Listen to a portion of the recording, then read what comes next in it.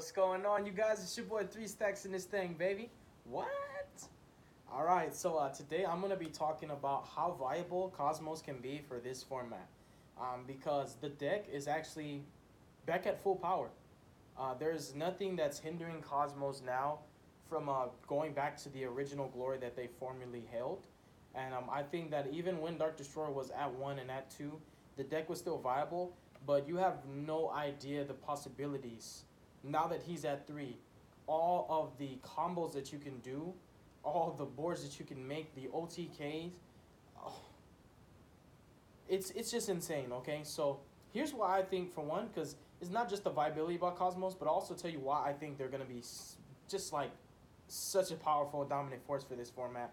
While I do think Cyber Dragons and ABCs are also insane, we're gonna talk exclusively about Cosmos. So here's the reason why I think Cosmos are gonna be amazing in this format, and here are my reasons, and I'll explain to you. The very first one, which I think is probably the most impactful, is Cosmos, very similar to Burning Abyss, don't lose to a lot of hand traps. Like, very similar to Burning Abyss. Burning Abyss is just really hard to like hand trap the deck. Like, Ash Blossom really doesn't hurt that much. Ghost Ogre does nothing. Droll does nothing. Like, I think like Ash and Cherry is like the only ones that really hurt, because like Ogre doesn't do anything, and Permanence doesn't do anything. Veiler, like, there's very few hand traps that actually hurt Burning Abyss, and the same is to be said about Cosmos, because the beauty with Cosmos is not only do they just float and have untargetable ships, but their pilots being able to tag out. The way they tag out is what's important. Is they banish themselves for cost. So this deck is not susceptible to Call by the Grave. It's not susceptible to Ghost Ogre, Impermanence, Effect Veiler, Jolan Lockbird, Ghost Bell, and Haunted Mansion. I believe, yeah, Ghost Bell would be one of the hand traps. So the two hand traps that can hurt this deck are Ash Blossom and Ghost Bell and Haunted Mansion. But it doesn't lose to any other hand traps that are played, that are popular and being played, like Droll, Ogre, Veiler, and Impermanence, which is really important that you keep that in mind, because now you have to open a specific hand trap. You can't just open a hand trap. Whereas if you're playing like against a Dark Warrior deck, or like a Goki deck, or like Sky Strikers, like a Veiler, an Ogre, and Impermanence, and a Droll would still be able to stun them in one way, shape, or form. Whether you are Veilering or Impermanence, the Link Monster, etc., etc. But Cosmos really can only be hurt by two specific hand traps, and they don't automatically lose to those hand traps, which is a beauty of it, because none of the effects of the Cosmos are once per turn. And if you play specific builds of Cosmos, you're actually able to play through multiple hand traps. Like, for me personally, I think the best build for it is the True King and or Fire King variant, where you're able to bait out a hand trap by banishing your ship, and then you could commit to your normal summon and do your other play that you wanted to make. So I think that alone already makes Cosmos really, really powerful and dangerous, because there's so few hand traps that actually hurt them. Winter Cherries does nothing to the deck at all. And then I also think the next thing we're going to talk about is the ability of the pilots to tag out and special any big ship from hand. That effect cannot be hand trapped unless you're crazy enough to play Gamma, which Gamma is still technically a hand trap. So unless you're using a Gamma, you can't actually stop the big ships from tagging out. You can't Widow Anchor, you can't Impermanence, you can't Effect Veiler, you can't Ghost Ogre, you can't Droll, you can't Ash Blossom, you can't Ghost Bell and Haunted Mansion. You literally can't do any hand trap except for Gamma to stop the pilots from tagging out. And the fact that Sky Strikers are so dominant in this format, that means Cosmos have that much of a better matchup in that deck, going against that deck. And also, what we'll talk about next, outside of the pilots being able to tag out, basically dodging any hand trap, very similar to Ray, but except Ray can be called by the grave, whereas the pilots can't even be called by the grave because they banish themselves for cost. But the next thing we'll talk about is the obvious protection that every big ship that Cosmos offers. Now, this to me offers an extremely high resilient, durable, and high ceiling for the deck in particular, because it's not just the fact that these ships are untargetable, but it's how easy you can get them out, how high their attack value is, and how even if you deal with them, if you destroy them, they float into either another ship or another pilot. These ships are able to combat Sky Strikers, Altergeist, Thunder Dragons, heck, Trick Stars. I mean, brother, like, when you think of it, they, like, the decks currently in the format really don't have main deck outs to big ships. Like, you can't like board wipe them, and it's not like this deck is supposed to be evenly matched. It's not ideal because it doesn't control that many cards to function the way it needs to function. So it's really insane the fact that these big ships can't be widow anchored, they can't be a permanence, you can't service, and you can't unicorn. Like you literally have to bore load. Like you have to bore load just to out one of the big ships. And if you play a specific build on Cosmos, you can easily get out 2 to 3 pilots and multiple big ships, which makes it more difficult because now a singular bore load won't do it for you, which is the nuts, you know? And I find that Cosmos, that's what gives them that really, really high ceiling in the Altergeist matchup because you can't use Molaseek, you can't use Soliquidus. Your Altergeist protocol, sure, it can negate, but if it's not negating a pilot, if it's negating a ship, the ships aren't once per turn. It's just insane, you guys. Like, it's so strong in the Altergeist matchup and the Sky Striker matchup. In the Thunder Dragon matchup, this deck doesn't rely on searching, so Thunder Dragon's best boss monster does nothing. The fact that this deck can use Good Witch to Book of Moon, one of your Thunder Dragons, and then just pop it with the Dark Destroyer. The deck can swarm the field. It has access to Nova, Infinity, Pleiades, rank 8s, rank 9s like True King of all Calamities. It has the ability to negate spells, the ability to negate monster effects, the ability to negate traps, and none of its cards are once per turn. Literally everything in the deck is just not once per turn. And then outside of just how powerful and dominant the big ships are, we talk about the OTK potential of the deck. The fact that this deck can literally OTK you out of nowhere. Anything that can, if a big ship can float, it's probably going to be game over. Anything that gets the farm girl is over. Like, it's game over. You have Sword Troopers, infinite link combos, Sword Troopers looping into another Sword Troopers, and then overlaying a Delivery of the Sea Dragon, bringing out Strawman, getting out another big ship. This deck can get really out of control, and it doesn't take multiple turns to set up like how Altergeist Sky Strikers need that extra turn to set up because they're setting up their board and they're going off on the next turn. Cosmos can start on turn 1, game 1. Very first turn, they can start and they can kill you in that same turn, without a doubt. And their OTK is more difficult to stop because you have to have a very, very specific card like Ash or Ghost Bell in Haunted Mansion. And I believe that the reason why Ghost Bell works is because the big ships banish themselves from grave for cost, and that's included as one of the effects that Ghost Bell can negate. But outside of just the big ships themselves, we also can talk about the potential of this deck as a control-oriented deck. There's a variation that you can play artifacts in the engine, you can play Trap Trick, but what's more important is this simple fact.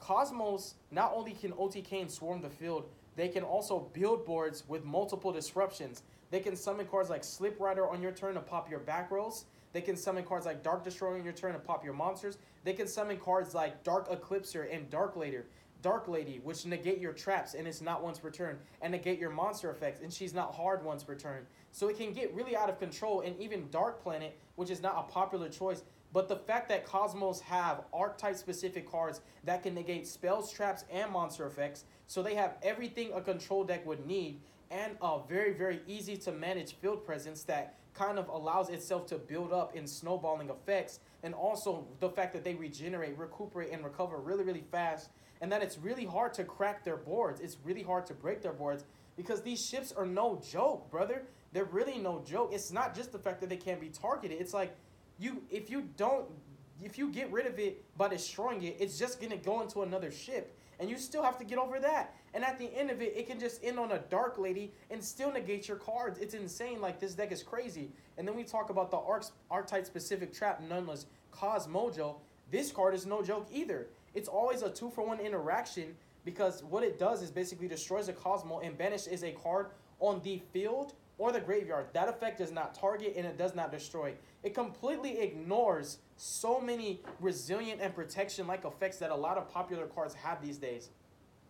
I mean, that card's insane against the Sky Striker matchup, banishing Rays, multi-rolls, engages, etc. The Altergeist matchup, banishing your manifestation targets, your Molaseek so that it won't go to grave and search. You consider Thunder Dragon matchup, that's insane in that matchup.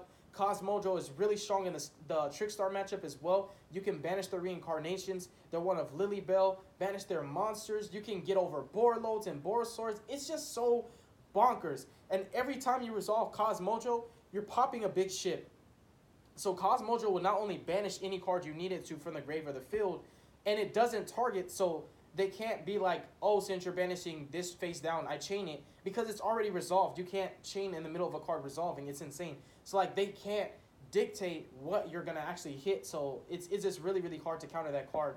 but it's the fact that when it pops a big ship and banishes a card, the big ship will then float into like a slip rider, which can pop a spell or trap, or it can float into a dog fighter, which will give you more advantage, or a forerunner, which will give you more advantage, or a dark lady, which you'll then be able to banish a card and then get a negator on the field. And then we talk about Dark Eclipser. Dark Eclipser is so insane in the Altergeist matchup specifically because this card can negate all of their traps and its effect is not once per turn and it can't be targeted. So Altergeist literally cannot out this card. Like, they have to find a way to attack over it. And then when they do, it's going to search out a card that can get it right back in the first place. And you can get it back to your hand with Cosmo Town. Like, this deck is really bonkers, you guys. It was one of the greatest decks of a current format, of a format in the past for a very good reason. And I've always argued that between Burning Abyss, Monarchs, and Cosmos, that Cosmos always had an edge in any matchup because Monarchs were a hard counter to Burning Abyss.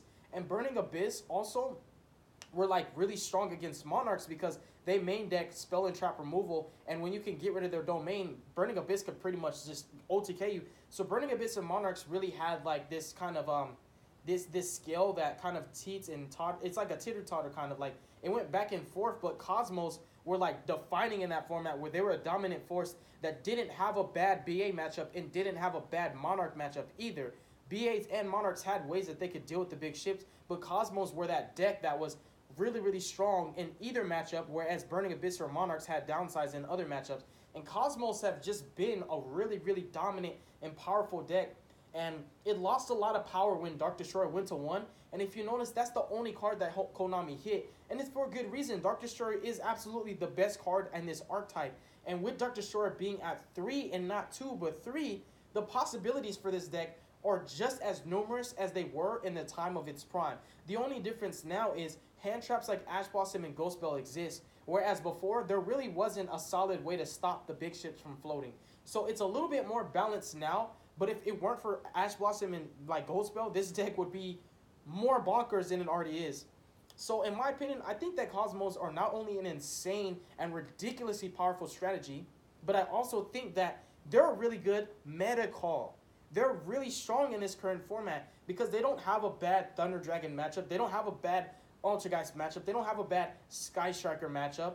You know, and if they're going second against like a Gumblar for 6 dot deck, you just need the adequate hand traps. And that goes to say about any deck that's going second against a Gumblar looping deck. You just need the adequate hand traps. It doesn't matter what deck you're playing unless you're playing like Dangers and you'll get effects by your cards being discarded. So it really doesn't have any of those bad matchups. And Trickstars is nearly a walk is nearly a walk in the park. Like seriously. And while Cosmos has their weaknesses, and I think the major weakness for this deck is that it has the potential to brick, you can play hybrid variations of the deck that mitigate for that one simple problem. That's why I find that the superior build for Cosmos is Fire King and or True Dracos or True Kings, anything of the such.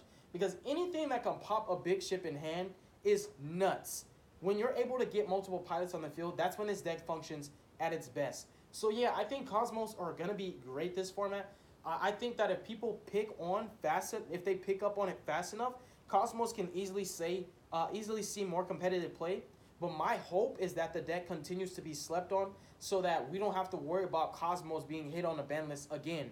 Because the deck is that powerful that if a lot of people picked up on how great the deck really is, it could easily become one of the top 5 best decks all over again, which would mean that people will start whining like crybabies, complaining about how good Cosmos are, and Konami loves crybabies, so they'll listen to the crybabies and then start banning cards again, and I don't want that to happen. So let me know what your honest thoughts are in the comment section below. But basically, that's how good I think Cosmos are this format. I think that they don't have a bad matchup against any of the meta decks. Like any of them. In fact, arguably, their best matchup is the meta decks because Sky Strikers can't do diddly squat to this deck, nor can Altergeist. I mean, sure, I guess theoretically, Rivalry of the Warlords could stop the deck. But if you're playing certain variations of Cosmos, that doesn't matter. And Cosmojo outscards in the first place. But if you're playing like a Diagram build, if they flip Rivalry, you can easily just Diagram, pop a ship, and just end on a ship. And then you just control that ship, and your stuff still floats. And you can easily main deck back row removal. Like, Rivalry is a floodgate. It's not an archetype-specific card. So you can't really say that, oh, this deck has a bad matchup against this deck. just because it can play a floodgate. You're talking about the archetypes yourself. When you consider matching the statistics of one deck to another and all the resiliency that Cosmos have versus the resiliency that Sky Strikers, Ultigates, and Thunder Dragons have, Cosmos have higher ceiling in all those matchups. And Thunder Dragons literally, like, they can't really beat the deck. Like, their only method of removal is to destroy. It doesn't target it, but it destroys. So they're constantly giving you more advantage because every time a ship dies, you have an open window of new opportunities for different options of what you want to do for your next play. So yeah, I think Cosmos are going to be great. I think they're going to be super awesome. For anybody who's a Cosmo fan, play Cosmos, man. They're awesome. They really are. So yeah, thank you guys so much for taking the time out of your day to watch this video. God bless you. Make good choices. Don't hurt your brain cells. Stay positive. Don't do drugs. And don't join a gang, all right? Peace.